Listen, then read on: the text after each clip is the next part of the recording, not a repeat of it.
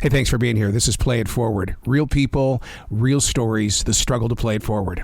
Episode number 537 is with Disney's Leslie Iwerks, the Imagineering story. Good. How are you doing? Absolutely fantastic. I got to thank you. And I mean that in a really big way. I've been on the Imagineering journey since it appeared on Disney Plus. I got to see the pictures before the book. And so therefore this book, oh my God, it takes me deeper into the story.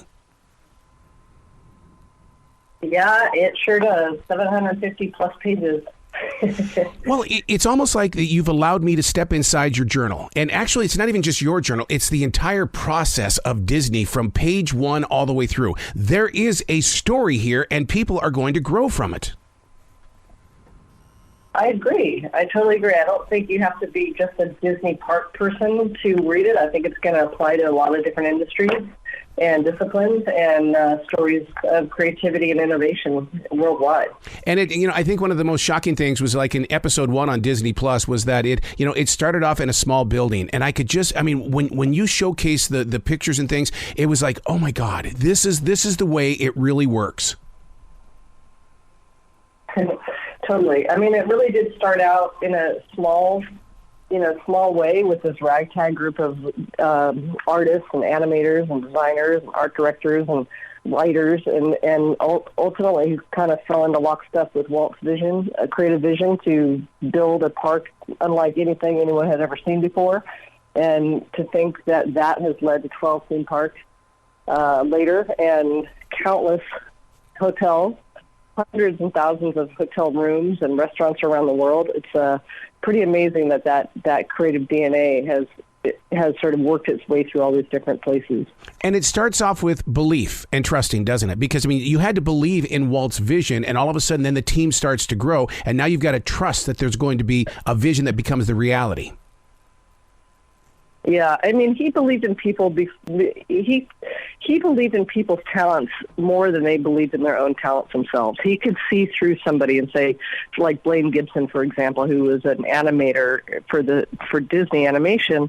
He was, kind of an in-betweener character animator, but with sculpting on the side. And Walt saw some of his sculpts in a little display at the studio and said, "You're gonna basically be a sculptor and start sculpting the the various animatronic figures." And he ultimately not only did animals that became animatronic figures, but he did the presidents in Hall of Presidents, and he did all of the presidents' heads.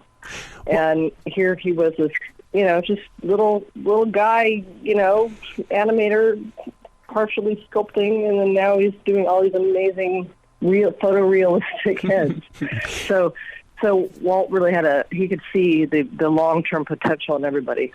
Well, see, and that helps me understand Tommy Morris's comment when he says that, there were many times that they were encouraged to forget who they were. In other words, they got to be the artists that they are. They, because artwork comes from everywhere. Your surroundings, the universe, everywhere. Yeah.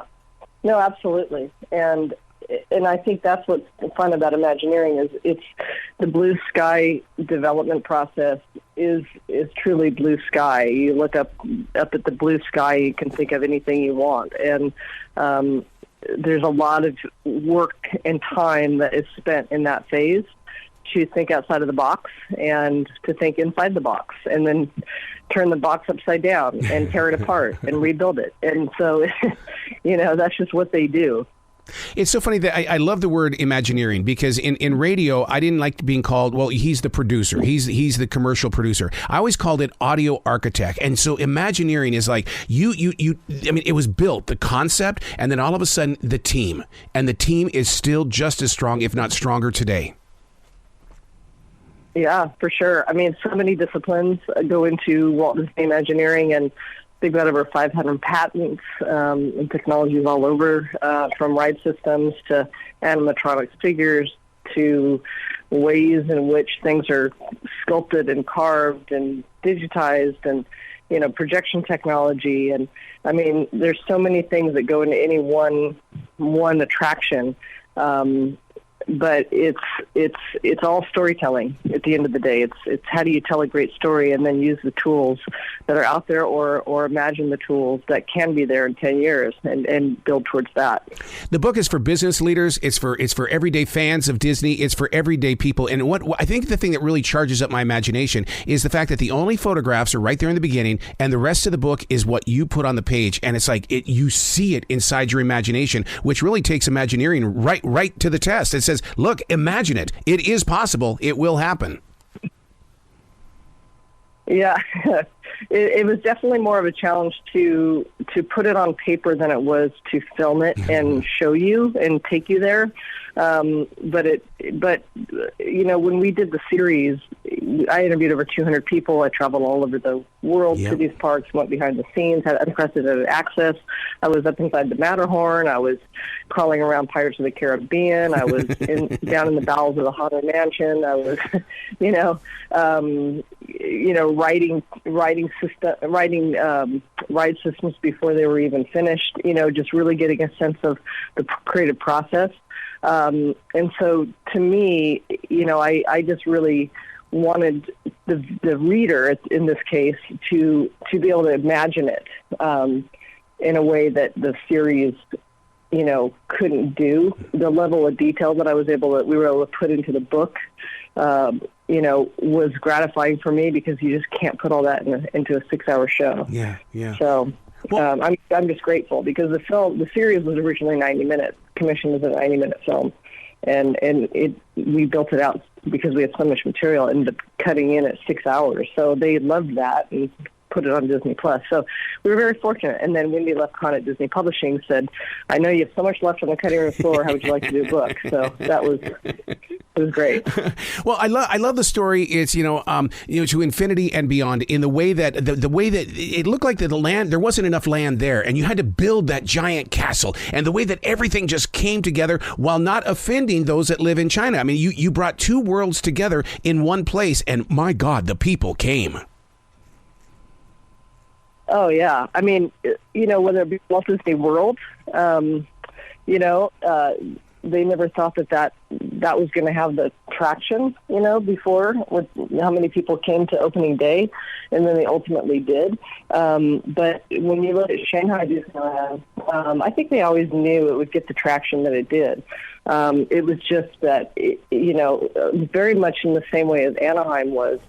Anaheim was in orange groves, and it was just land out there, out in the middle of nowhere at the time Walt built it.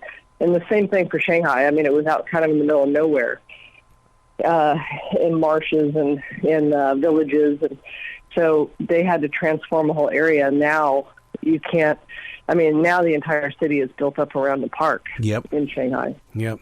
So I've heard rumors that you're working on a new film right now. What you doing, or can you talk about it?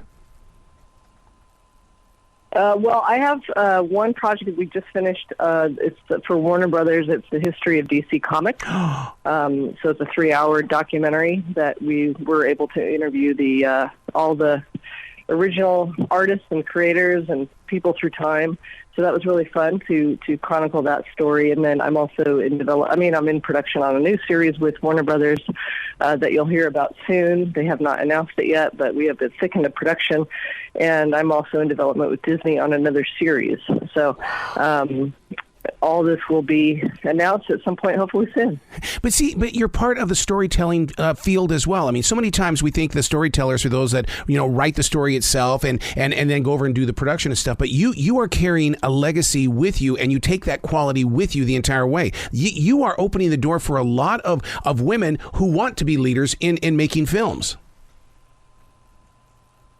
Oh, well, thank you. I'm very fortunate that I, don't really think about being a woman, but I just do my work and appreciate the opportunities that come my way and the offers that come my way. I love working with talented women in every level of production.